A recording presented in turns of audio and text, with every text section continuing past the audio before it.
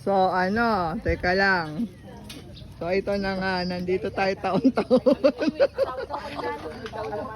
Kaya po masarap ang ating bilo-bilo. Ang sekreto po ng bilo-bilo ni Tito Uchi. Bakit ito lang nila ano yung pao nagpipreto? Yes, magasarap yan. Mas masarap nga daw, pwede nilalaman sa kama-kama. Kasi Yan po. Kanina pa eh. Netizens, welcome to my vlog. Ito, hindi pinakita kung paano nilamas. I-post mo yung bahay ko.